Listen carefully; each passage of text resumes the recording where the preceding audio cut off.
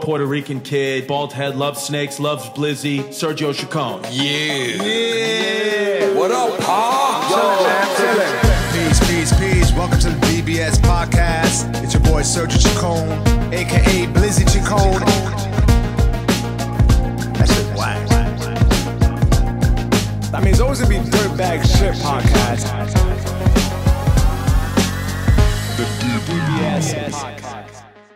Like you said, man, this is great. You got a nice background there. What is that? So this is a backdrop that Liz's son did for me. So it's a cloth backdrop, and look at that.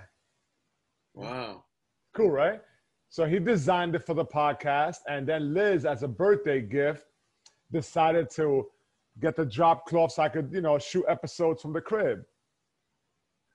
Yeah, that's great, man. He did a nice job with that. Yeah, he's an artist, man. He's really good. He actually got his own comic book dropping. Yeah, I want to check it out, man. I always appreciate artists. Yeah, so, shout out to I guess for a long time I've been saying, I'm such a dirtbag. I say, I guess he's my stepson, right? But I've always said son-in-law. Just fucking it up. Yeah, that's my son-in-law. And people look at me like, and I just keep it moving confidently. He's my stepson, I guess. You know what? It took everything in me, because when I first saw the picture in the background, the joke in my head was, when you would tell me he's an artist, I was like, oh, that's good. How old is he? 6? Like 7? But then I was like, you know what? He's talking about his son-in-law. Just let him keep going. You know what I'm saying? Like, I didn't want to make fun of your son, But it really is nice. So it's stepson, not son-in-law, right? Yeah, your stepson.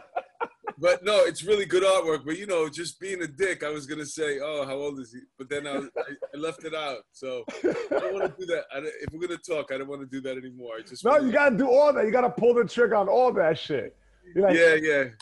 He has a nice mix of crayons there. You know how you're in a different world, like you might be socializing or you could be at work with a client, whatever, and there's certain things that come to your head really quick to say, but then you gotta this is not a comedian, this is not a comedic situation, back the fuck up, don't say it. Absolutely. That shit happens to me at least 12 times a day. Where I work in the building, this lady comes in the other day, and she had a package, right? So she goes, I think I have a small package. And I was like, yeah, me too. And it just came out before I could stop it. And she looks at me, and thank God she's old, but you could tell she was hip when she was younger, because she gave like a curiosity and a wink. And the guy I was working with looked at, he goes, what the fuck is wrong with you? I said, I can't help it. That's fucking hilarious. Yeah, and you don't know. Yeah, you can't joke around too much, man. No, you gotta be careful, especially with shit like that. Like, you can make fun of yourself, but when it's like small package material. Yeah, but it just came and then I was in a really good mood another day, and these 2 guys, they're going up to the pool, and they got matching bathrobes. So I came around the corner, and I was like, wow, you guys look so cute. And one guy goes, what? And I was like, no, because everybody has dirty bathrobes and stuff like that. And you guys, you guys match. It looks good. Now I have to, were they boys hanging out? Were they lovers? What do you think they were? They were a married couple. Okay. About guys my age. Yeah. Just with their robes on. It's adorable. It is adorable. I wish I could find a woman I love as much as these 2 guys love each other. Yeah, man. Listen, there's nothing wrong with matching. And when people notice it, I feel good. But I'm so stylish, Mark. Sometimes I match, and I don't even realize it. I don't even try to match. I'm just so fucking gifted with with my wardrobe options that I'm just like, damn, I didn't even mean for that to happen, man. My shoes match my hat. I didn't even have to think about it much. Yeah, I guess it's you got your own thing. I guess whatever party you collect, your collection of clothes. They could all kind of sort of mix and match. You know what I'm saying? Right. Like me, I don't have to worry too much because I don't really wear stupid shit anymore. You know what I'm saying? Like, all my shit is like gray or blue. You know, there's nothing crazy. You know what I'm saying? It's got to be easy. Yeah, like I remember looking back at pictures. You know, we all got those pictures from like the 90s or the 80s and shit. I got this picture of me. Remember when brown was really in fashion? Like when that African rap music was so we're talking about Afrocentric? Yeah, no, it came. What was that music? Tribe Called Quest and the other group. Yeah, so that's like early 90s. What was that music called? Afrocentric. They wore like the wooden like crosses and stuff like that. Yeah, it was Afrocentric. Yeah, instead of wearing gold and stuff. Yeah. So I got a picture. I got a couple of pictures of me, and I thought this haircut was the baddest haircut in the world, bro.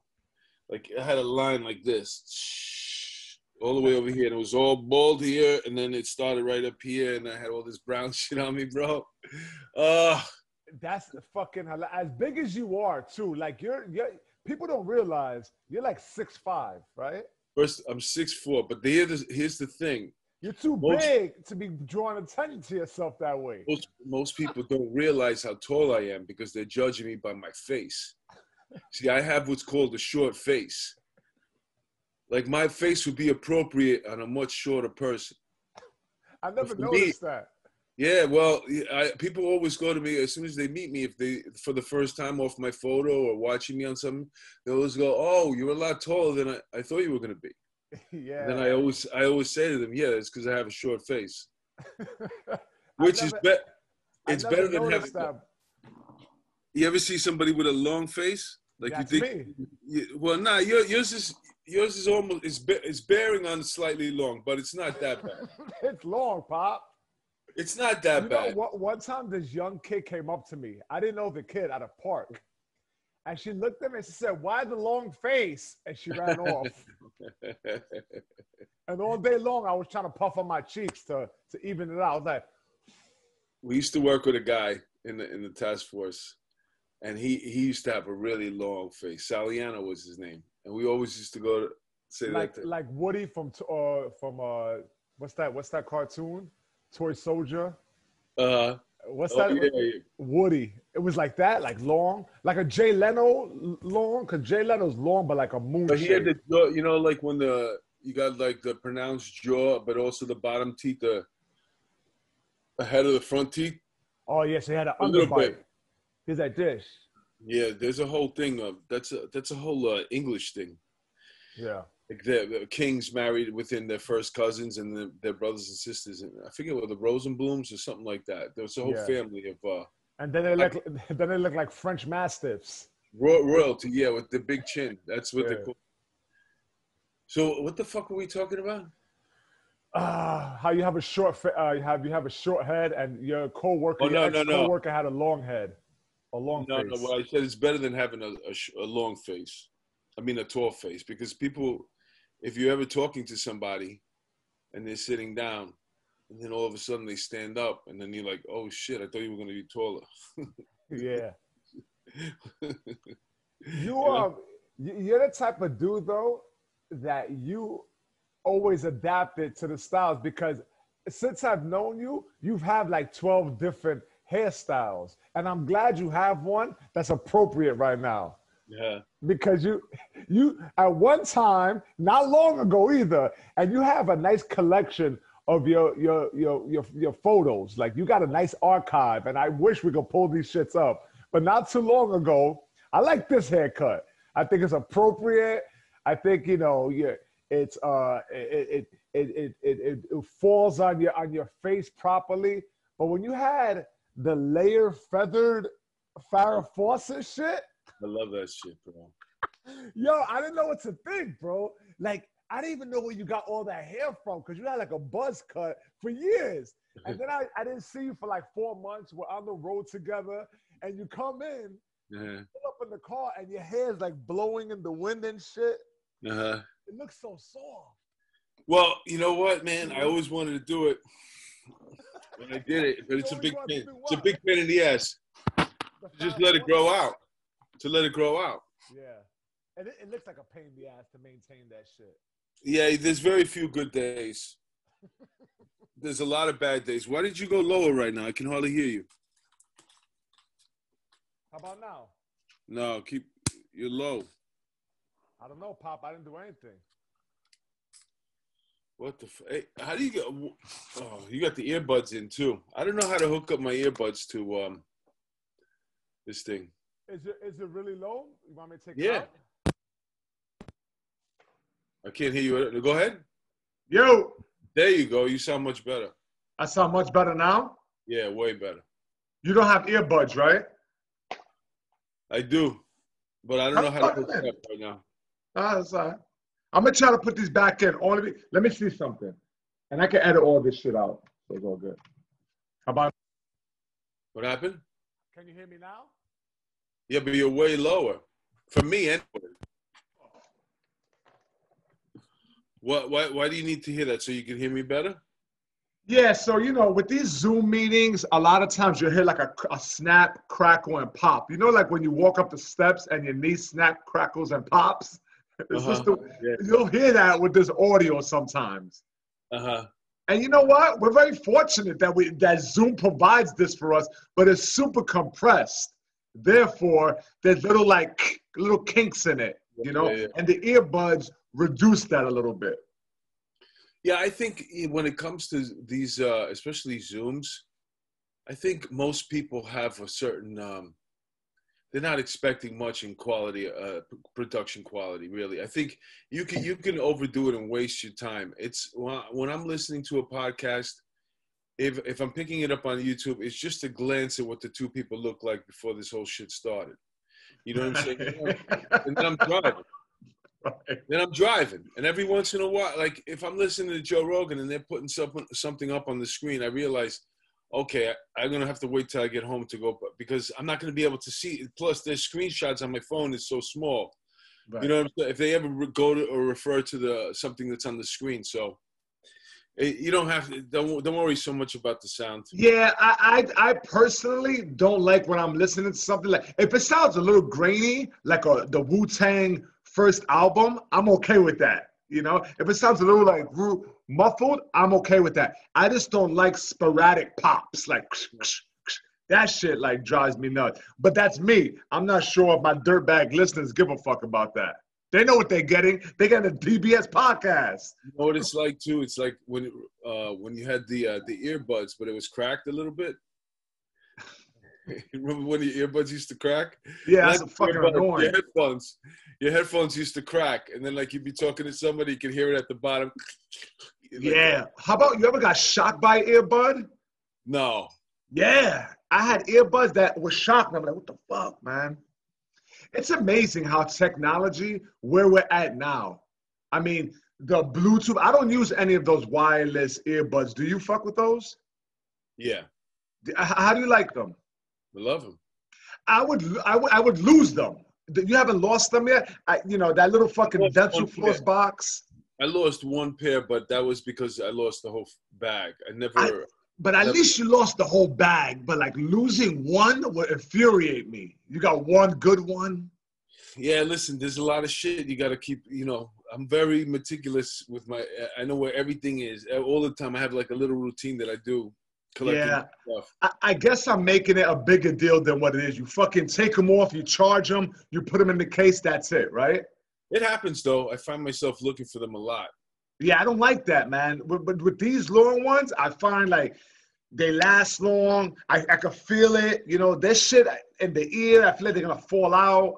I don't fuck with them like that. Yeah, but I appreciate the leaps that technology has taken. Like even with our music, have you noticed, how sonically charged music sounds now? It sounds crisp. I don't like a lot of new music, but it sounds so crisp, right? Yeah, I got to tell you, man, I haven't listened to a new song or got into anything new in a long time, man. We're suspended, Bob. Yeah, let me tell you something about being 53. You don't give a fuck about music anymore, especially like young people's music. I remember, we're comedians, so you have to try and stay hip and relevant, and you know, so this way you have stuff to talk about on stage, right? Mm-hmm. And then, but you know, and I could fake it. 40, 45, I was fake, you know, not faking it. I really, even at 45, I still try to stay on top of the music, okay? But when you hit 50, then all of a sudden, by like 53, like, I don't give a fuck. I don't want to listen to it at all. I don't give a shit who sings it. I don't want to know them. Sometimes their names will pop up in the news. I'm even afraid, like, if they say so-and-so is like naked in this video or almost, I'll go. And if the girl looks a little too young, then I won't even look at the picture. Right. That's how young these people are who are singing now. You know what I'm saying? It's like, oh, it's a little kid. I can't look at this. Yeah. You know what I mean? And that's funny because that shit feels like it happens from one day to the next. I'm on the same boat, and I'm 41. But I used to have the attitude. This was my attitude. I had the attitude like, oh, our music was better, you know. But I was like, you know what? Someone was saying the same shit about my music when they were older. It's like it's constantly the same story. I'm not saying anything new. This is for young people. It's their music. It's a recording of their times. Let them do what they got to do, you know. But I was easily, you know, turning into a disgruntled like hip hop historian. Oh, when I was growing up, and like fuck you, like it's all the same shit. It's just different increments of time, and the older person is not going to get the younger shit, and let them have their time. It's for them, and that's it. Yeah, you're right. You're 100. I agree with you 100% right. Right? You know what I did get into lately, though? I've been listening to a lot of Van Halen ever since Eddie Van Halen passed away. Right. And I realized, you know, like how much I missed out on. Like that music is from my age. And I didn't appreciate it at the time the way I should have, how great it was. And that's because when I was growing up, you were either into rock and roll or you were into, for lack of a better word, disco. Right. And that was the world divided. It wasn't really red or blue. It was like, if you like rock, you hung out with people who hung out rock. And if you liked dance music and going out like that, you hung out with those people. And those lines were usually separated too by a race. You know, it was usually the white people that were involved that liked rock and roll. And every once in a while, you would see like a black or a Puerto Rican dude, you know, hanging out with all the white dudes. And then it's almost like they just, you know, they stopped being black or white. Like that's how we used to think. Right, and then right. over us, it was, you know, the rap music, and before that, it was like the dance music and hip hop. So, you know, that's an interesting thing, that how music divided us as you. I think you came a little bit maybe at the tail end of that. Yeah. I don't remember disco much, but you were coming up when hip hop was fucking born, man. When rap songs were like 20 minutes long.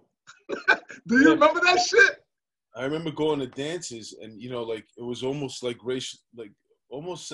I don't want to say racially segregated, but you know, they were playing like really good music. It was the freestyle from the day, or then it was some like Soul Sonic Force, Africa Bombada, yeah, dancing music, and maybe some. Then it would stop and then it would play like some rock and roll shit, and we'd all be like, "Oh." Wait, tell me, in the same party there was no smooth transition? It's like DJ Schizophrenic playing hip hop, and then he would go to fucking disco or in rock. I think it would kind of sort of veer towards, like, let's say I talked about Van Halen. It would be like Jump, that song, where it was like, you know, you could actually dance to that one, and then all of a sudden it would fade off, not into like Led Zeppelin, but just remember, fucking down. Actually, that was a Rock Lobster. Remember that? That was yeah. That was actually a fun one. So basically, like, these parties sucked. No, they were good. They were like because listen, there needs to be a smooth transition. I went to Czech Republic, and dogs, I was so appreciative of DJs in New York. because we get spoiled. But at least most DJs in New York is consistent with the flow. It's a build up, right? It's like, oh, okay, we're playing this playing this kind of old school shit, and then you bring up to the new hits, and then you go back to the old school classic. I was in Czech Republic one time. Dogs. It was like a rave party, and they'll play Michael Jackson, Beat It. Then they'll play Crisscross Jump. Then they will play Guns N' Roses, like all in the same set list. How the fuck do you do that? It's so disrespectful. And these people are dancing the same to each song, just like this. Yo, I remember when I used to go to parties and you put it on a record and you put it on the beginning, and then you listened to it all the way till it got to the end. Then you flipped it over, and then you listened to the other side. So each side had like 5 songs on it. But you didn't. It was like an EP. It was a record. It was an album. Yeah. Like if you put on Led Zeppelin or you put on the Doors. Oh, it's a total of 10 tracks. I got you. No, it's an album. You put the needle on, boom. It starts in the beginning. You let it play. When it gets to the end, you pick it up, flip it over. You hear the other side, and then you would tell your friend, "What do you want to hear now?" And sometimes you'd say, "Oh, all right, play it again." And it's rare that you ever thought, "Oh, just play that song." You would flip it over and fucking start the same album again. Yeah. But it wasn't going from song to song. And I remember like being... Yo, they won't even complete a song now. They'll give you like a minute of one song. I mean, I do think it represents the times that we're in. Like, people cannot fucking sit down and listen to an entire record, which goes back to my point where songs used to be longer. Remember that song, You Could Ring My Bell by what was it? You Could Ring My Bell. That was a classic. And that song was about fucking. Oh, yeah. It was like an 8-minute song about fucking. And like, you know how many nuts you could bust in 9 minutes? Like, you fucked 7 times to that one song. You know, that was a long-ass song. Now a song about fucking is like 2 minutes. And that's appropriate for me. You know what I'm saying? Yeah. But like back in the days, it was like a song. Boom! Yeah. Boom! Let it rock, you know? Like now everything is short, it's more condensed. It's like a snippet. And everything is a fucking snippet these days. Nothing is like the full body of work. So weird. It's crazy what they can sing about too.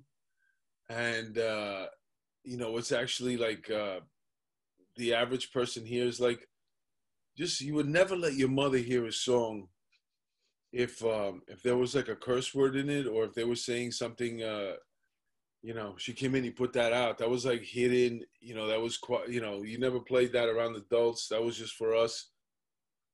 You know, I remember getting dirty raps from the, we used to come in on the Grand, I used to go to a boarding school, military school. Wow. This is like 1979. And you get off at a Grand Central Terminal, and they had a record store there. I got Blowfly, Spoonie G, King Tin the Third. That was the first rap record I ever bought, King Tin the Third. And it wasn't even, there was only one rap song on the whole album. The other one, and you know, if you listen to it now, man, you'd be like, what the fuck is this? Oh, you're talking about like basic. Yeah. Yeah. Like I'm walking down the street with my phone. Like that kind of cadence. Yeah. Wow. Yeah. That was, that's how we did it back then. And then Roxanne was a big song. I remember that summer. Roxanne, I want to be your man. Yeah, I remember that shit. I was young. My sister and her friends used to dance to it. That's when my sister used to have, she had long hair on top, shaved on the side, long in the back. So essentially, it was a mullet. But on the shaved sides, she had a K carved into it. Her name is Kathy. And her boyfriend's name was Eddie at the time. So she had an E on that side. And he played her dirty before that shit even grew back out. Dirtbag shit. Better than getting a tattoo, right? For real. And that's another thing, right? It's like the level of commitment. That was commitment back then, like shaving your head. Now it's like people would tattoo their fucking their loved one, not even loved one, someone they fucking sing for the summer, right on their neck. Bang.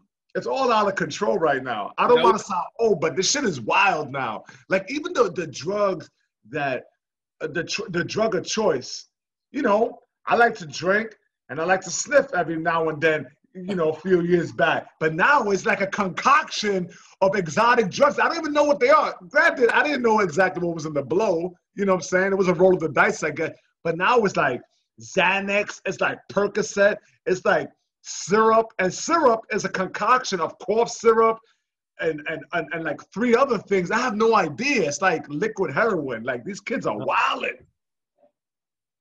Yeah, I'm not really curious about that to try that. If I take a couple of pulls, you know, I'm okay. To me, I don't even think of marijuana as a drug anymore. I think about what it does, you know, for me. As you know, it makes me a much nicer person. Yeah. You know, I tend to be more in the moment, more attentive. Like we talked about losing shit before. Yeah. You know, the only time I ever lose stuff is if I didn't smoke. Really? I thought it was the opposite. Because then I get cocky. I'm like, yeah, I'll remember where I put this. I'm like, what? You know, when I'm stoned, it's like everything I do. You're a little more. Oh yeah, I go back. I check 3 times. Yeah. I leave my house. I'm like, did I leave the stove on? Then I go back. Let me check the fridge. You know, I'm like, so. Yeah. That's a slight downside of it too, but it makes me a much nicer person. It makes it a much easier go of the day. People use all these other drugs, mood stabilizer, this, that, and the other. I'd rather do that. Now, when you smoke, do you have to get certain? Because I know there's different like strains of weed. Do you have to get a specific strain for you to feel like you could move under those conditions, or you could smoke anything and feel the same way? No, I mean I guess. I'm getting really good stuff, I would imagine, because it seems like I should get way more for the money. But I noticed that the only difference is like if how tired I feel afterwards. So like sometimes, you know, and I'll be like, ugh, I want to take a nap. You know what I'm saying? Yeah. But other than that, you know, I like it. I'd rather be like that. You know what I'm saying? I'd rather just deal with the world like that. Not like fucking, you know, like stoned out. Yeah. Thing, but nice. But yeah, it kind of rids you of your anxiety and kind of, you know, you feel a little more like organized in a sense where you're going to recheck everything. You don't feel like floating out of your head. Am I saying that right? Because if I smoke, it's the polar opposite. I said this on a previous episode. Like I get paranoid, like so paranoid, dogs, that I shared the story of how I smoked and I was hanging out with like some friends at a bar, and then I kept on thinking like everyone thinks I'm gay. Yeah. I was paranoid. I was like, I'm licking my lips too much. Everyone is gonna think I'm gay. Why do I keep on making eye contact with this strange man? You know, he probably thinks I'm gay. And like the whole night was like me trying to do like more masculine shit, like the way I used my hands because I felt gay. You shouldn't smoke. It affects I shouldn't smoke. So that was on an episode, and then in the comment section, someone said, "Yo, you're probably gay." I was like, I'm not. I never had those feelings drunk or sober. It's when I smoke, something happens. Yeah, I mean, obviously it affects people different ways. I remember like a lot of people always say to me, yeah, like I get paranoid. And I always tell them that's because you're not smoking enough. Like some people. That's the worst advice ever. No, because some people, you pass them the joint and they go like this. They go. And then they go like this. And then they pass it back. And like, that's why you didn't really get, you're already stepping tentatively. You're not quite stoned yet, but you're not sober anymore. So you're trapped in between these two worlds, and that's why you're so fucking nervous right now. Interesting. You gotta smoke a little bit more until you get like. But really, I don't think if that's the way you're. You know, like the only time I ever had that feeling, like people like, I thought everybody thought I was gay was. No, I mean, that's hilarious though. That's what I go to, right? Like I walk around confident in my ability with a lot of things, and then I'm like questioning my sexuality. Yeah, like the only time that ever happened to me was the 10 times I went to a gay bar, but.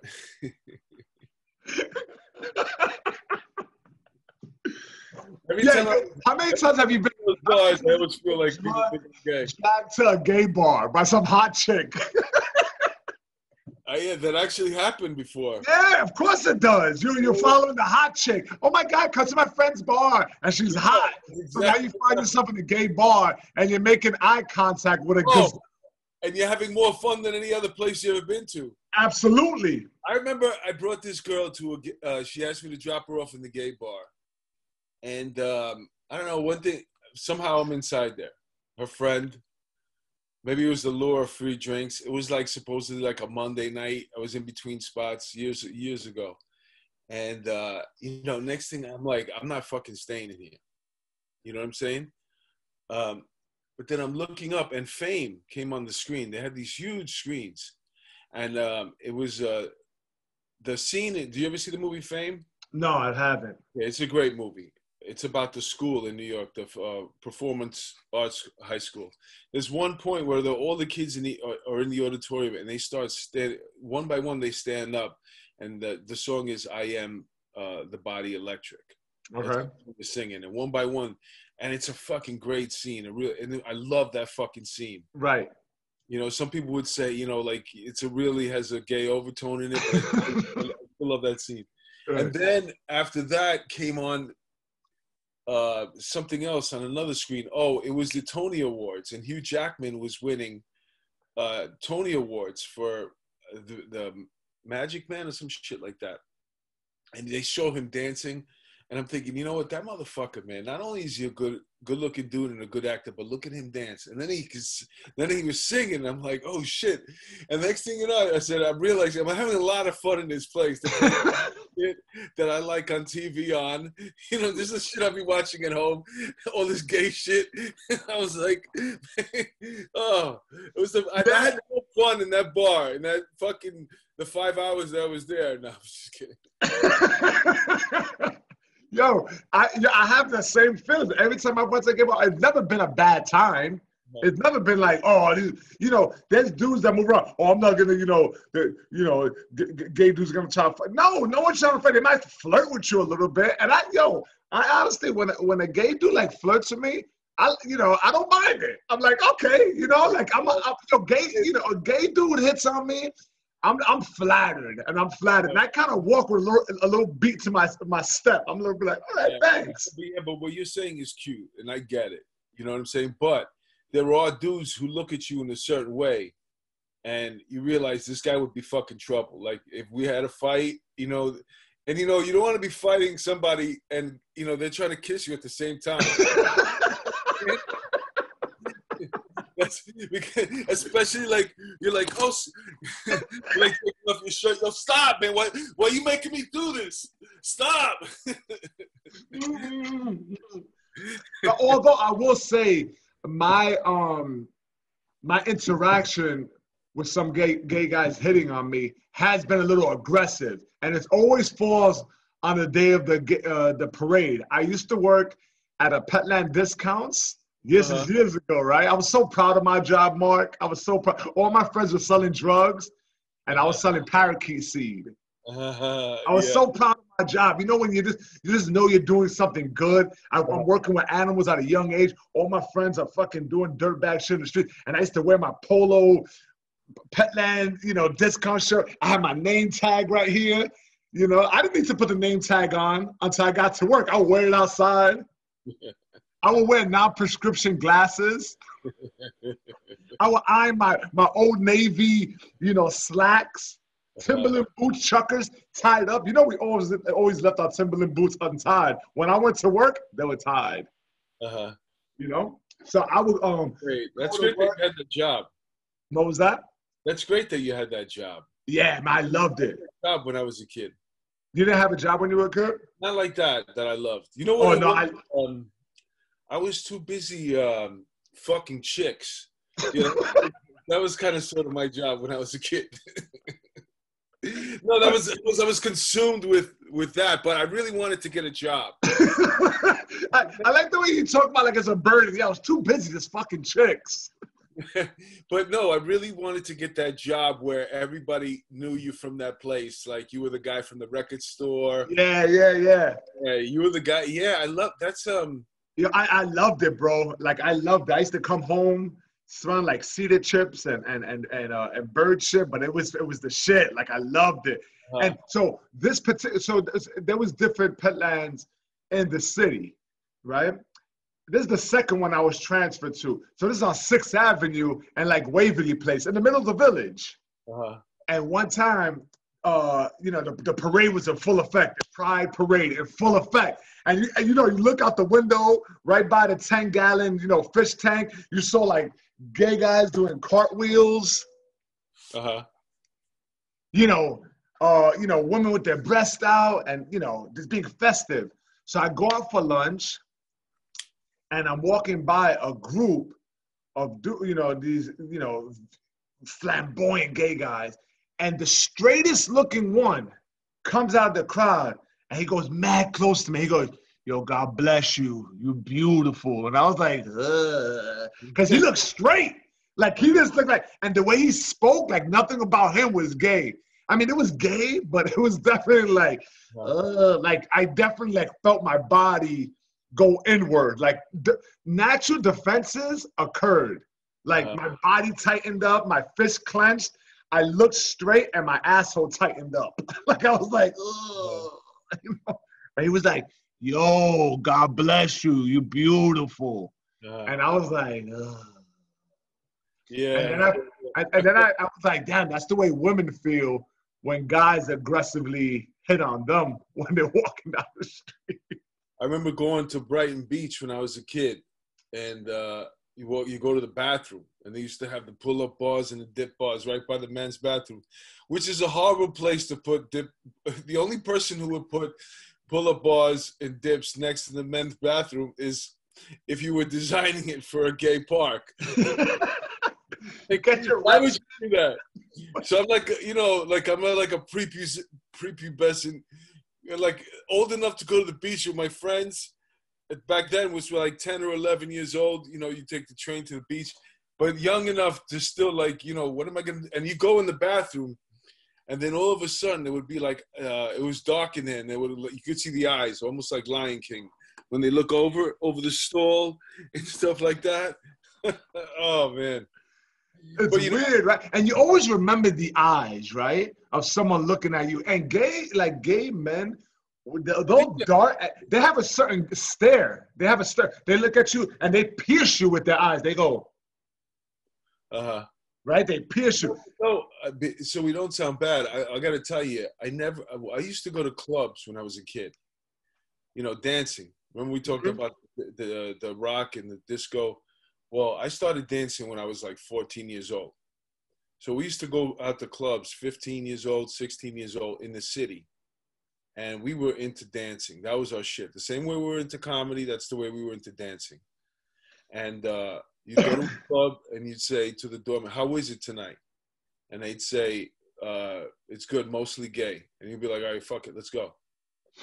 Because we were going for the music, and nobody ever bothered you, and everybody was there to dance anyway. Yeah, it's not an issue where it's like, anything bad is gonna happen, And I honestly, it was better.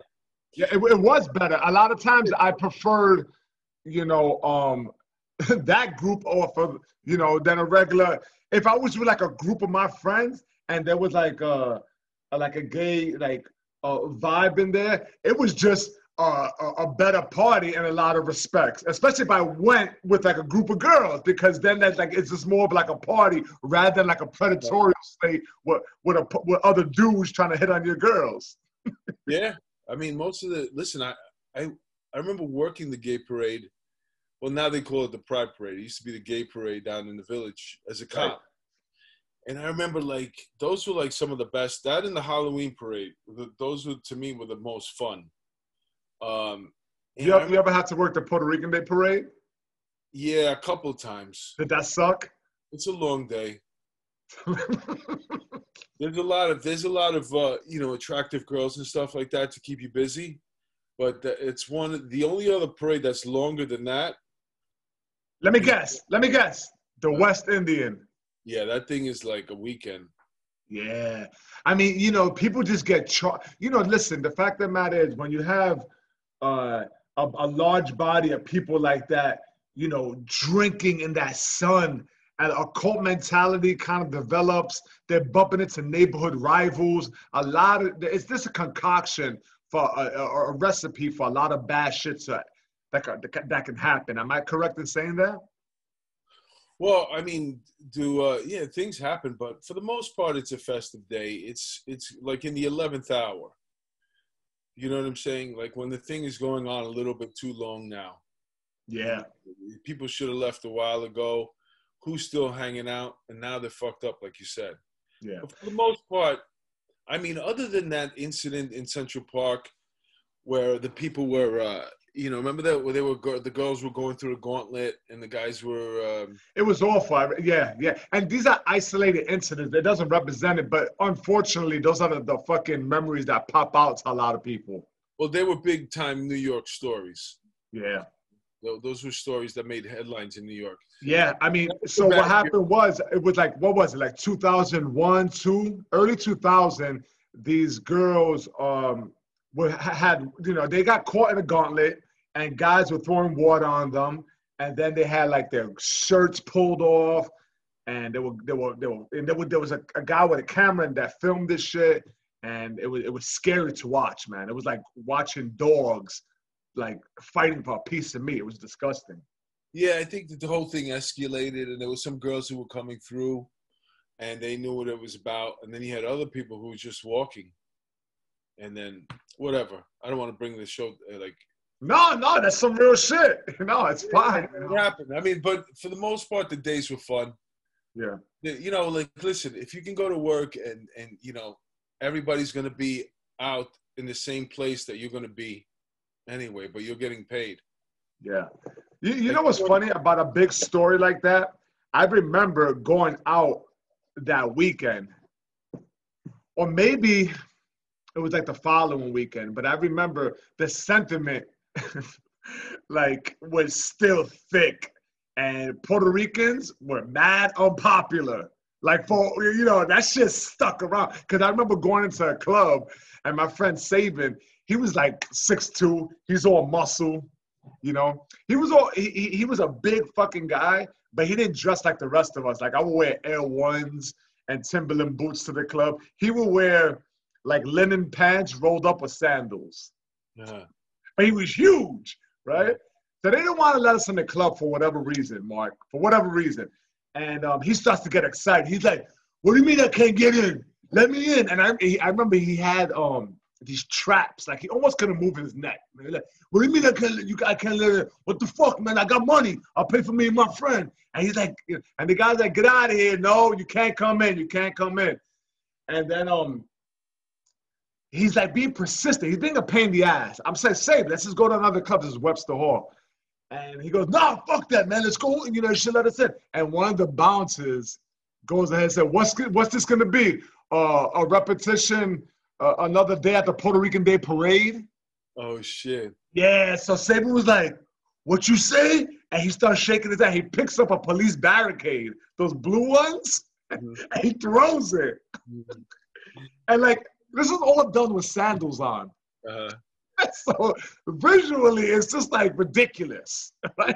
He throws it, and then he's pointing to the bouncer who said that, and he said that, "Me and you," and he's going like that with his finger, waving him in with the finger. "Come on, 1-on-1, me and you." And he was carrying a pouch. You know how people carry the fanny pack? Yeah. He had one of those before they were even in style. He had the original fanny pack. Yeah, the leather one. Yeah. Mark, ask me what the hell was in that fanny pack. I have no idea. Yeah, those were a combination toiletry bag. Yeah. Sometimes you carry a toiletry bag with him? Yeah, maybe. You ever see that? Yeah. That with a washcloth. Oh, it's funny. All my black friends who perform have washcloths with them on stage. Why is that? They like all my comics wiping the sweat off their head. I'm like, yo, I need to get on that shit, man, because I just leave there it's fucking a mess. But all my black comic friends go prepared on stage with a washcloth. You know what I used to say on stage? I said, you know, from being a cop, I have to believe everything that, you know, people say, especially when it comes to like being a person of color, because I know from my comedian friends, like if my black comedian friends are traveling, no matter where they're going, even if they're going on a road trip to Pennsylvania, they always bring their passport with them for identification. I'm like, why you got your passport with you? So Is that right? I said that joke to Larry Bayer once, where he saw me do it on stage, and we got in the car, and he goes like this to me, look, he had his passport in his bag. I'm like, why do you have your passport with you? And he goes, no, you got to have ID, son. I'm like, don't you have a license? He goes, I have a license too. That's funny. Fucking funny, man. It's yeah. It's funny and fucked up too. But yeah. So you don't miss the force, right? You're done. You don't ever feel like you want that. You were on the force for years, man. Well, I did my 20 years. No, I mean I don't want to you know, you got to quit while you're ahead. You know what I'm saying? You got to my idea was to take the money and run. Yeah. You know? I mean, that was the deal I signed up for, the contract. And there's a lot of things that could go wrong. You got to hedge your bets. You got to, every day that you stay on longer than you should, if your pension is in the way, you're risking it. Now they have a deal set up where you can't lose your pension unless you were convicted of a felony. Right. So that would have to be some serious crime. But could your felony conviction be, you know, that somebody died with your knee in their back while you were trying to cuff them because they have this diaphragm law now? Yeah, that could be it. So I would tell people, whenever your time comes for your retirement, get out. And then you can, if you're really so inclined, you want to do something in law enforcement, find something else. But, you know. Be a security guard at Webster Hall. Oh, shit. You know what? You were talking about the bouncing, right? Yeah. I bounced in the club 2 nights. The first night, this guy, I was in the club, and this guy, the guy's coming out with the back. He's carrying all the glasses. Now the glasses they got a tray in between the glasses, and they're I know.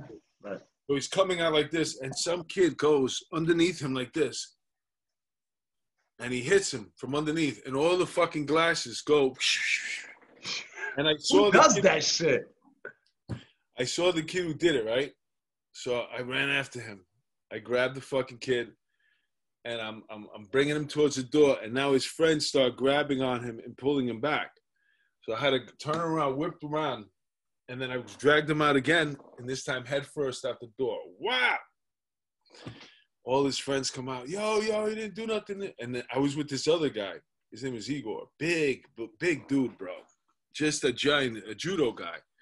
Not really like looking like a bodybuilder, but just his bones. Like, you know, like his shoulder went from like, he just had like fucking a monster. 6, 7, just a monster.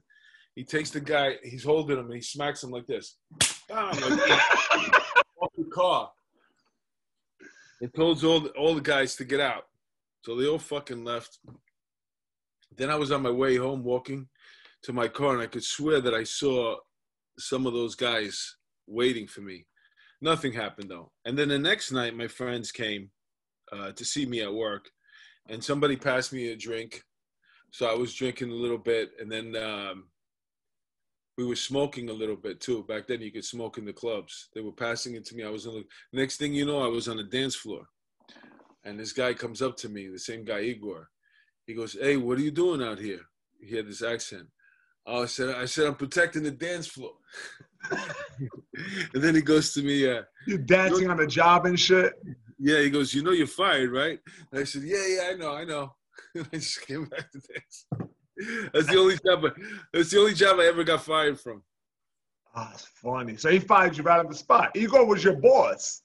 Yeah, well, he was the manager, but at the same time too, like I had gotten the job from, I think it was from a guy I know, Jimmy. It might have been from somebody else, but it might have been Jimmy Vanetti. And he gave me that night's work, and I knew it wasn't going to work out. Like, I didn't want to do it anymore. I didn't like doing it. I don't know why anybody would want to do it. That's how it kind of sort of felt a way to be a cop. It's like especially when you had to go to like parades, like we were talking about. You're there watching other people have fun. I hate that. Like, I want to have fun. I want to have restrictions. I don't want to be around fun and not be able to have it. I want to be the one having fun. Right. I'd rather not put myself in that position. Or have to see other people having Yo, fun. you're like fear of missing out. FOMO, that's what they call it. You're the only person serious in the funnest place in the world. Everybody's happy and doing shit, and you're like, why? Yo, you could have been one of those officers that gets, caught on camera like dancing or whatever. Twerking with a chick or something. That, you know what? One guy got in trouble at the West Indian Day Parade. Oh, I didn't know he got in trouble. I thought that was a fun thing to watch. I didn't know he got in trouble off that. That was where I got that from. Where it happened, where the guy, I think they tried to get the guy in trouble, but then nothing ever happened. Yeah, we get harmless enough charges. But I tell you, man, I was working that parade. There's so many people in that parade. A girl came by. She was in a wheelbarrow. So the guy's he's dancing with her down the street. Now, mind you, there's hundreds of thousands of people. You're so, like, I can't see the next cop. He's fucking over there. Like, he could be 5 feet, 10 feet away, but I can't see him. It's just flooded with people. I'm just holding on to the steel railing like this. If they really wanted to, they could just take off all my clothes, take my gun, shoot in the air. There's nothing I can do. I'm surrounded by people. So I'm like holding on like this while all the people pass. The guy coming by in the wheelbarrow, he stops the wheelbarrow. The girl jumps out. She starts doing the dance, then starts doing it from behind. I'm holding on to the barricade like this. I'm like, and then they got back in the wheelbarrow. And they kept it moving. Yeah, it was fun. That sounds like fun. I wonder what the ladies doing right now. Well, this year must have sucked. I know they had a little thing. It didn't make a big deal in the paper, but I'm sure they were out there. A couple of people got killed, but they were supposed to do it online on Zoom. Like, it's like cut your losses, man. Some shit is not meant to be online. No, you can't.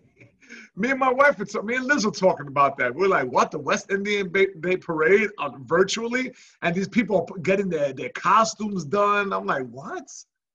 What are you going to do with that? Just take the L. COVID got you this year. Yeah, man. What is the necessary? I never understood parades either.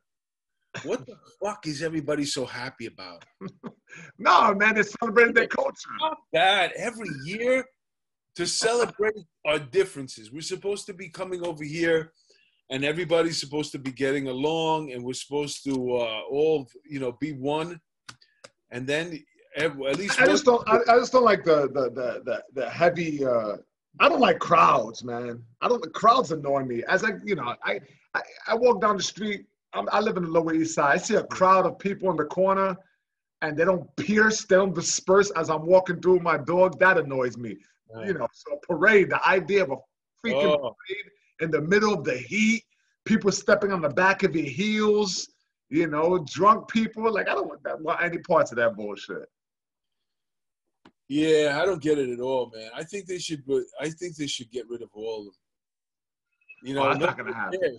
Nobody cares. Put it in Central Park and let them have festivals. You want to go? This way they don't stop traffic.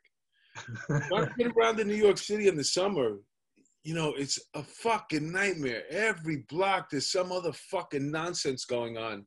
Let people just drive, man. Yeah. So now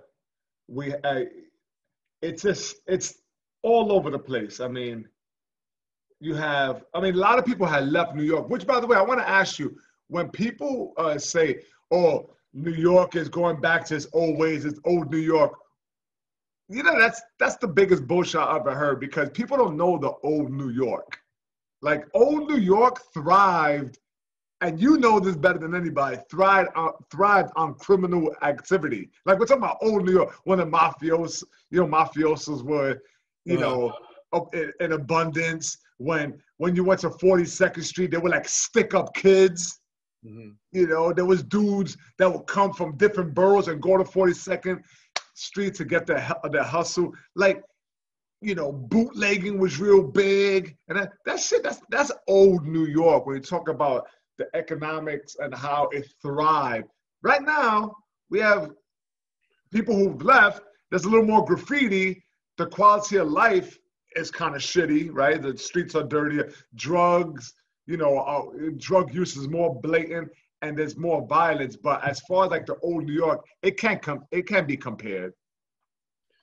Well, I remember I never got this out of me. I used to walk down the street sometimes, and I'd see somebody who probably didn't remember what that particular neighborhood used to be like, all in their phone, maybe buds on, not paying attention. And I'm looking at them, and I'm like, I'm just looking at my surroundings and where I am, and I'm realizing, it's not that long ago. I can remember a time where this person right now, with all their faculties, no earbuds, no nothing, paying complete attention, would have got fucked up right now for being over here. Or there would have been like an 80% chance somebody would have saw them and, been inquisitive about, what brings you to our neighborhood, son? Like, it's very, you were going to be, somebody's going to see you, and they're going to want to, they're going to look at you funny,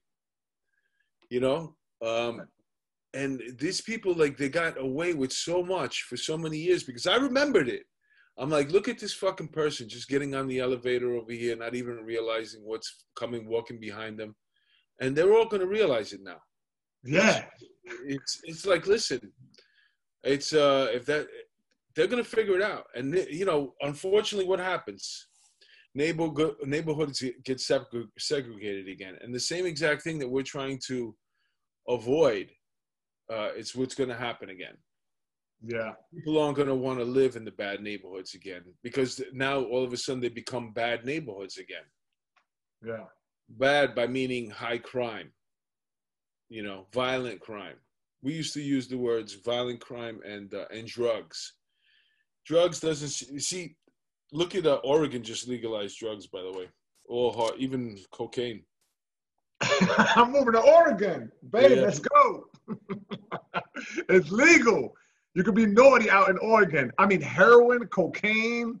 I mean, it's a free for all. You know what? So what do they do? What do they do with a place like that? Then they just tax the shit out of it? It's like the Wild West, because think about this, right? You have a situation where you're legalizing drugs. Alcohol's already legal. And you, if you just add gambling to the mix, and you're taking away the law enforcement, the power, really, it's the Wild West. It really is. And what the fuck is the difference? You're going to get into a situation, and you're going to have to be able to handle yourself. One thing's going to give. Now, if you don't have law enforcement, you're going to have to be able to handle yourself. So let me ask you. I don't know. I don't know much about it. So the use of drugs is decriminalized, but how about the sale of drugs? Where do they get the drugs from? Yeah, that'd be interesting. Because if they're selling it like they sell marijuana out of a facility now, that's and they tax the shit out of it. Maybe that could be siphoned or something like that. Yeah, I don't know either. And that's brand new. They passed that law like 6 hours ago. Yeah. It's a brand new law. I mean, really, what is the difference between that and the Wild West? And let me tell you something. When people have to start defending themselves, okay, you're talking about a different world we're living in right now. Yeah. Because now all of a sudden, your size comes in, your health comes in, because you have to be physical, and your ability to use a weapon. If it's a knife or if it's a firearm, So that's a lot of things. People protecting their property on their own now, because if you live in a situation where they're looking to defund the police, and the police aren't coming as quick as they never did. Remember that song 911 is a joke? Yeah, by Public Enemy. Yeah, Flavor Flav. Yeah. And that's a funny thing is like you're gonna go back to that. Literally, I mean, it's almost here, especially in New York. You're gonna get to a point where it's like easy. What's the rush right now? What are we going at? Yeah. So you think the words being thrown out, defund the police, is the reason for like cops not showing up as quick? Because there is like a slowdown, no doubt about it. Is it because of those words? So is the attitude is like, listen, you want to talk about defund us? We're gonna take our time addressing the issues when you call us, or is it really the effects of both of them are the effects of defund the police, or the attitude or the sentiment? But what do you think is the reason like a cop may not show up to a crime scene as quickly? Because are there less cops? Are they worried about something else? Or their attitude is like, we're going to take our time so they really appreciate us? Or it's a little bit of everything? Well, think of this. There's a way to do stuff, right? That you probably, like with every job, there's the way that the boss or the internal memo on how to do this job, that's the way you're supposed to do it. Follow this way. And everybody who works that job with a little bit of experience starts realizing, I don't have enough time to do it this way, right? If I'm going to get anything done, I got to cut a couple of corners. And this is the way we're going to do it so I can get to the next thing I have to do. Because I'll be here, you know what I'm saying? If I follow the rule by rule. So that's what it's like in the patrol guide. If you go to a motor vehicle accident, you're supposed to do this, that, and the other. Now, in reality, you got other calls to go on. You go to the motor vehicle accident, grab this person's, just write down the top part of the report, the license, or give them back their information. Now you can just take a picture of it. But back then, set them on the way. I'll finish the rest of this later so we can get to the other call and these people can get on their way. Now, all of a sudden, when I go there, you know what? I'm going to do this thing the way it says it in the patrol guide. So now I have to wait for the tow truck to come, make sure they sign off on it, and get their number, all this shit. And that's what you're doing. I would imagine if they're smart, that's what they're doing with every job, just handling it by the book. And talk about police defunding. Let me tell you something, how stupid this shit is, okay? I was working in the academy as an actor. It was a really nice gig. We were doing crisis intervention, how to handle mental illness. So we would do scenarios, act out scenarios for the cops on how to handle PTSD, how to identify it, what are the symptoms, bipolar, manic, Alzheimer's, suicidal, all these different type of mental illness, how to identify it, and then what's the things to avoid, like don't touch somebody who you think is autistic. You know what I'm saying? Because sometimes it seems stupid, but if you were doing the autistic guy and a cop went over and tried to touch you, then he'd be like, you could freak the fuck out, yeah. Like Tom Cruise in the fucking movie. So that got defunded. That was a primary source of income for me. But here's the funny thing about defunded. Now, the cops that worked with us. Wait, so that action took place when the voices were raised, like defund the police. So this is a recent thing that was taken out. We stopped because of the COVID. Okay. And then it just never came back. Then it never came back, and through the whole thing, the funding went away. That was a privately funded thing. So how intense were these courses? When it is kind of brushed through it, or was it like did you 4 days, bro? It's a great course. They love it.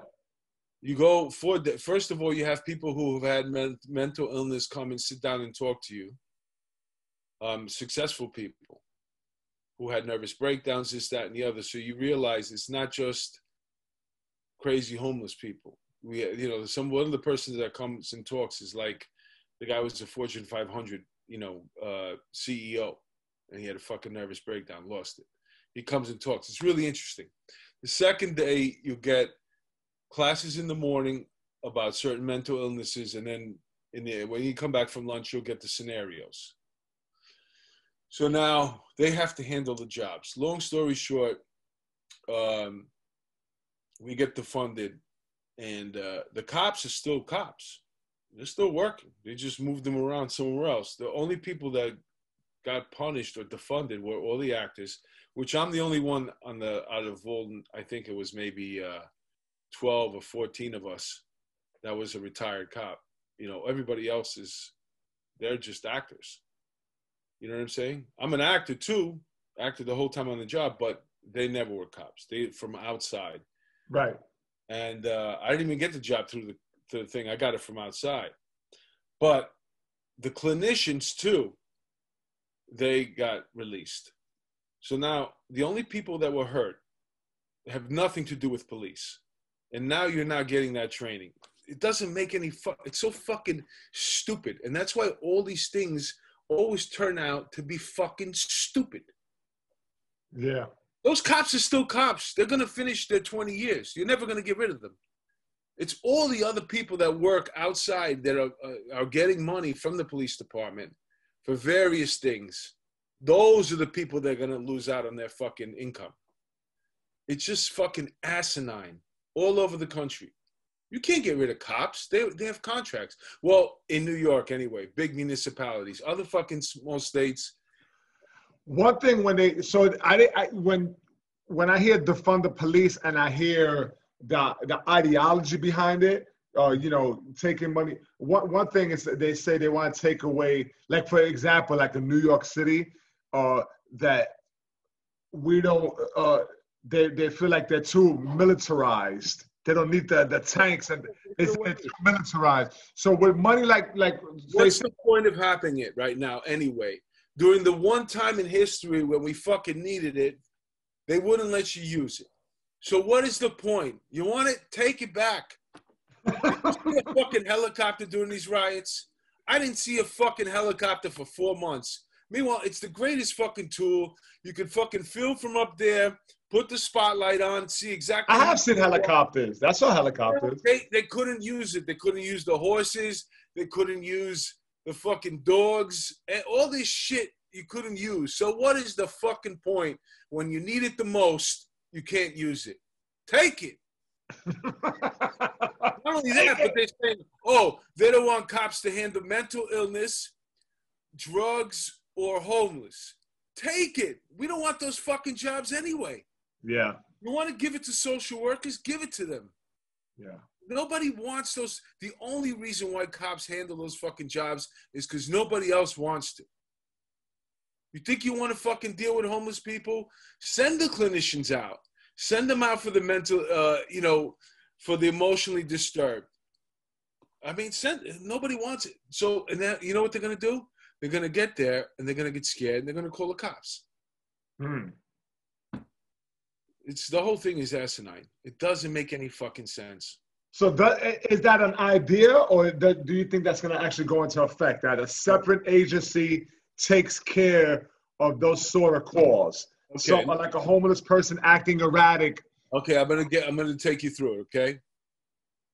You get a call that comes out over the radio. My son, who's emotionally disturbed, he's refusing to eat his dinner. Okay, we'll send the clinician over. Sounds nonviolent.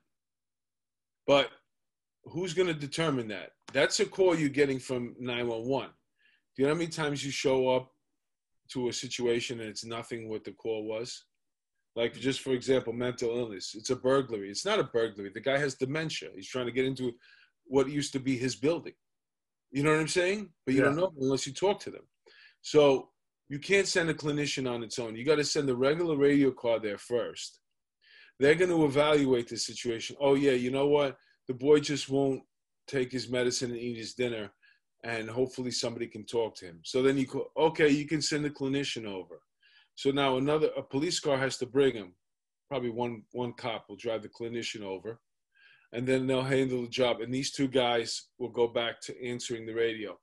You just use 3 cops when you could only use 2. Or maybe those 2 cops are driving that one clinician around. Because how's the clinician going to get around anyway? Most of these social workers, they take the train everywhere they go and bus. But you're talking about all hours of the night now. Yeah. You're going to wait fucking 45, 50 minutes in a situation until the clinician gets on the train to come over here? They're going to get a police escort. You just wasted an extra car when the fucking cops that were there could have just handled it. It doesn't make any sense. It's stupid.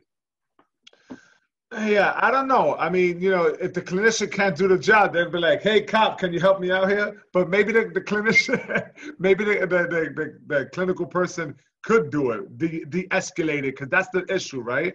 De-escalate some of the stuff. What was that? By themselves? I don't know how it.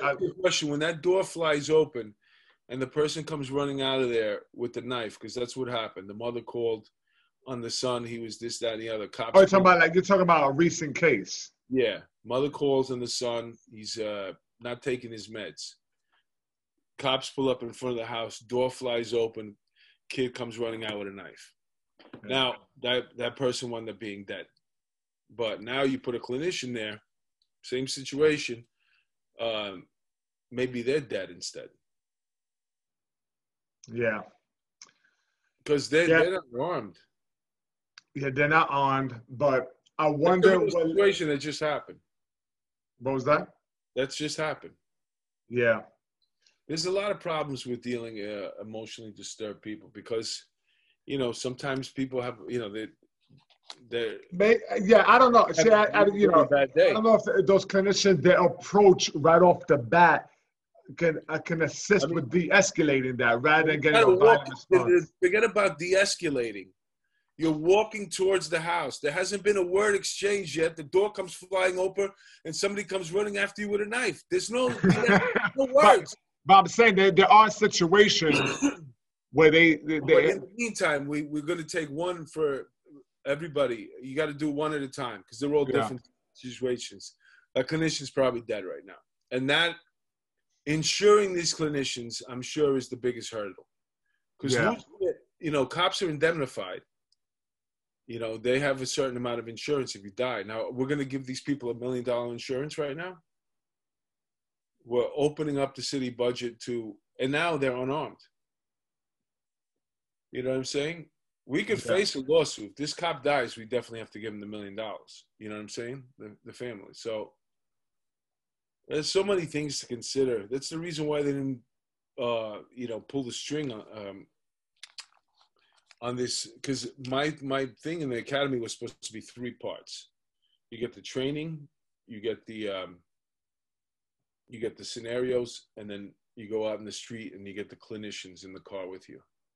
And they go to the jobs. The 3rd part never came into fruition because I'm sure they just couldn't figure out a good way to do it. Right. You know, it's a difficult situation, and everybody is trying to figure it out. They're also trying to figure out or catch up with weapons that law enforcement can use that are non-lethal. But every time you try to introduce a new weapon and you call it a weapon, you're also going to have groups that want to fight it. Even if it was the most harmless thing in the world, I could shoot something at you and it's going to stun you, encase you in sugar. And when you wake up, you're going to be so happy. You know, they'll be like, no. You know what I'm saying? Speaking of weapons, I went weapon shopping the other day. It was fun. I got bored on the internet and I went on the website and I just went, man, I dropped like $100 on different weapons. You let me know if any of them are useful. Yeah. I got brass knuckles, AKA paperweight. Uh-huh. You can't buy brass knuckles. You got to get a paperweight, right? Uh-huh. I got a electric shocker. You know, one of those. Fun. You know, you used to see Liz with it. She's like pulling the trigger like that. I'm like, hey, be careful with that thing. It sounds scary, right? Yeah. So I bought that for her. I got brass knuckles for me. I don't take the brass knuckles. That's a novelty thing. I remember them as a kid. They're fun to have. I got two pairs. I got two pairs of paperweights. You know what's funny? Some kids. Wait. I got flying ninja stars for Charlie. So if anyone rolls up in my crib, my 8-year-olds will be fucking flinging ninja stars. Are they heavy? They come in different sizes. I got all different flavors. Uh-huh. The nunchucks didn't come in yet, though. We're still waiting on the nunchucks. Yeah, and then we got. You get it in this state. What was that? Some stuff you can't get in this state. You can get anything, man. You think they worried about that shit? I got it from my mom and pop shop. Oh, okay. Yeah. And then we got so it's like a keychain, but it looks like the silhouette of a cat. That shit ain't a cat, my friend. It's two spikes for Liz. The tiger claws? Yeah, it's like a tiger claw, yeah. Yeah. So, you know, I balled out on weapons. There was a box of weapons came in. And me, my daughter, and Liz were just, oh, hey, you hold this one. You hold this one. And at one point, we're all around the kitchen table with ninja stars, samurai swords, and an electric shocker. Yeah, I got in that mood, too. I got the shocker. I got a knife. And I got this other thing. It looks like it looks like like a bracelet. Yeah. If you squeeze it and you open it, there's a knife inside here, like it's like a Wolverine thing. It's a dagger, but the way it closes like this, and if you get into I would imagine if you're in a tussle with somebody, you could fucking. Oh. You know? Yeah. Well, you know, so I don't want to be in a situation like that, but definitely the neighborhood, I see a lot of erratic, belligerent junkies, you know, and I'm sympathetic towards people with those sort of sicknesses. But if you're sick, you're sick, and if you're gonna be harmful, just know that I'm not gonna lay down before you. My attitude is a little bit like that. Like I'm not gonna allow you to penetrate the space, right? So it's funny. I saw this junkie, and he's literally under a car. Yeah. Demayo, when's the last time you seen a human being under a parked car just like this? And I was like, yo, what are you doing under there? And he's like this. And it looked like he wants to dart out at somebody. So then I saw another one on the steps, and, you know, just blatant, he had a shoelace. He had a fat shoelace, too, like the Adidas shell-top shoelace.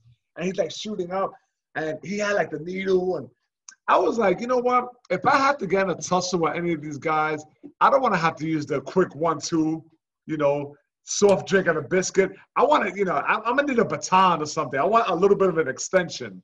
Oh, yeah, I get you. You know, sometimes you got to wait them out. Like I'm in the Heights right now, and I'm getting some groceries for my grandmother. And I'm coming around the corner. There's a lot of junkies there now. Yeah. And there's this one, he must have just got out of prison, because he was, you know, he's fucking diesel, like, you know, like the prison bodies. Yeah. And he's like fucking all, like, if you walk by him, he's got his T-shirt in his back pocket. You know what I'm saying? The white but it's hanging out of his back pocket. His pants are low.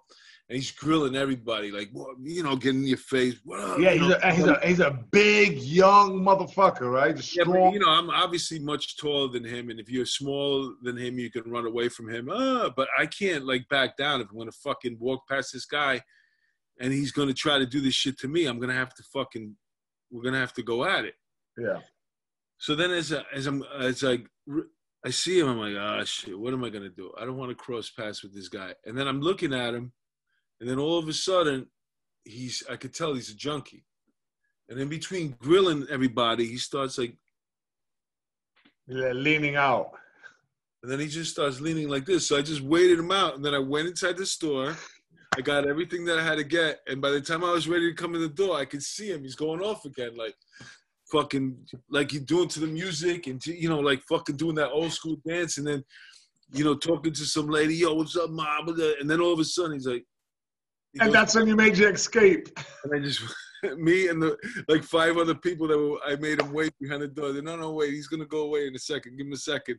And they don't know what I'm talking about. I said, wait. And then all of a sudden you see him like this, and then we just all fucking dipped out together. That's hilarious. With your fucking Italian bread, coffee. Yeah. All the shit. Like you go shopping at the bodega like it's a supermarket. That's hilarious. They buying a miniature, or, you know, travel size, Listerine and shit. Like, you think you're at CVS. It's funny. Yeah, no, so I seen it. It's definitely more abundant, right? I mean, there's a local drug dealer around here. He shows up on a cruiser. He got a fanny pack, and like all the junkies surround him, and he throws them shits out. Like he dispenses them from the fanny pack like that. One for you. One. He throws them like ninja stars. Like one for you, one for you. It's just like so blatant. But those guys are harmless. It's just whack to look at, It's just fucking it's an eyesore. It's an eyesore. It's fucking it's annoying. It's hard to have your in-laws over and tell them, how everything's going good when you got it like come on, mom, I don't, You know what I'm saying? You're bringing them into the building. Your mother-in-law, they drove in from Long Island. And you like how you taking care of their daughter? No, everything's okay. Don't worry. Oh, no, yo, just chill. It's my mother. Right. You know what I'm saying? Right. It's so funny. That scares the shit out of some people, man. It's amazing that what you'll put up with. And there's different levels of it. When I was a cop, I remember my partner always used to tell me, he goes, you say that a lot. Because every time I walk into some apartment, I always look around and be like, how the fuck people live like this, bro? And for me to say that, I'm talking about like just, man, roaches like you wouldn't believe. Not even the ones that hide. You know what I'm saying? Yeah, bold roaches, different color roaches. When I was a kid, we had roaches in Washington Heights, but they came out at night. Really, like if you went into the kitchen to get something to eat at night and you turn on the light, you could see them all by like the dog food bowl, like a sea. But they can't. It was their time. You fucked up. You wanted to get something to drink. You should have stayed out of there. And every once in a while, you open up the cabinet real quick. And you could see a roach going up like that. Why? You surprised them. You're going to make a little noise first. I'm coming in. Anybody in there? Who the fuck just opens the door? Like, I'm sure the roaches are saying that. Like, yo, what the fuck? You can't warn somebody? You know what I'm saying? Like, who the fuck just opens the door to a room? Right. So that was different. But, like, these roaches, you go into some apartment, they don't leave. They're just there, chilling. I remember one time we had a guy, and I told him, you got to empty out your pockets before we bring you to court. Make sure you don't have nothing in yet. I don't want you to get in trouble when we go to court. So he's looking where he's going to put his stuff down when he's empty out his pockets because his table has so many roaches. So he takes his shirt like this, and he pulls it up over his thing, and he just goes like this to the table, like this, to fucking wipe all the roaches off. Ah. So they fell, and then like you're moving away while these roaches are falling on the floor, and then he just goes and he's emptying out all this shit in his. Fuck, man! And that was a daily occurrence. I remember being in somebody's apartment, and we're looking around, and like you see like the bag of bread on top of the refrigerator, and it's moving. I'm like, yo, what the fuck is that? There was a mouse that got inside the bag and it was eating its way across the fucking fridge. Or maybe he was maybe the mouse thought that we were there for him and he was using the bread as cover. You know what I'm saying? His feet popping out the bottom and he was like, oh shit. He was like telling the person, yo, they're coming for us. And they're going to do it sleeping. And now the mouse is hiding. Imagine a mouse had your back like that. He like sees the cops outside. He's like, "Yo, get up! The cops are coming." And you're like, you're sleeping. You're not even listening to the mouse. Fuck, man. Yeah, that's whack. That is whack. If you have mice, that's one thing. But have you ever went into an apartment that has straight up rats? I've seen rats in basements. I've never seen a rat in an apartment. No, it's rare. They kind of lose their way. Like, I remember going on a warrant hit, and we used to do like 2 guys would go to the apartment. One guy would cover the back just in case they try to get out through the window and come down. So they were, it was my turn to go in the back. So to go in the back, I had to go through this door, and just basically look up like this. The fire escape. Yeah. So I open the door and I look down and there's a fucking party, bro. I'm talking about, it was probably the after hours. You know what I'm saying? Because it was like 5 o'clock in the morning. They were still going. That's when we started doing our Warren hits, 5:30 in the morning. So this was definitely an after hours. All rats. And they're partying. And the fucking door comes flying open. The music stops. And they're all looking up. And I was like, yo, I am not going down there. I'm talking about hundreds of rats. I just closed the door like this. You can hear the music again. Party. And then I told my partner, goes, what happened? I said, I'm not going back there. Too many rats. And he goes, yo, this guy's a fucking pussy. So then my other partner goes, I'll cover the back. So he goes to open the door once again. Music stops. They're like, yo, what's up with these fucking people, right? The rats are looking, and then he's like, yeah, you're right. He closes the door. We all go upstairs. Fuck the back. Too many. Yeah. Yeah, that's when I did plumbing, I dealt with rats like that, man. Like this fucking, you everyone has that story, oh, the shit was as big as a cat. No, I'm talking about these were like, I guess they call them sewer rats. They were in the traps. They were in the pipes. They're eating different. They're well hydrated. Yeah. You can, they're swollen with water. Big motherfuckers. So November 16th, I saw you got a album recording. Yeah. That's dope, man.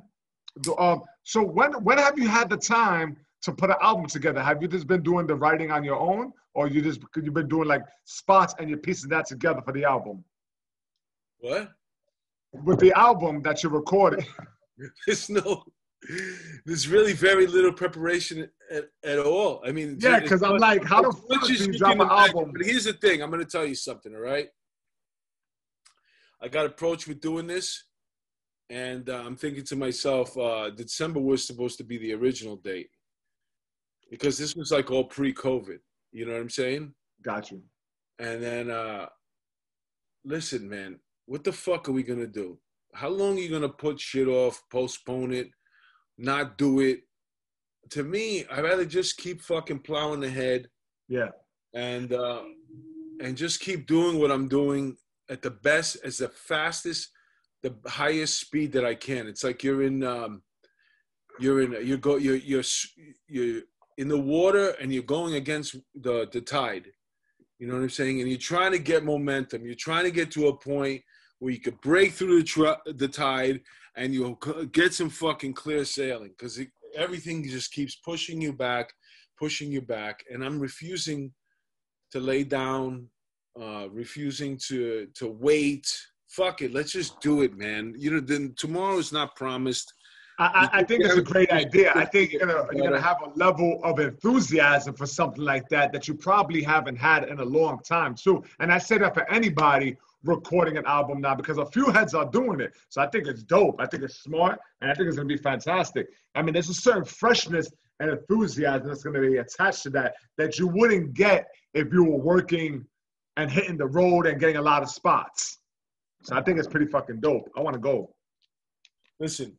The deal is, there was every single night would have been a night that I could have taped an album. You know what I'm saying? So I have a bunch of new stuff that I wrote. It's probably not as perfect as it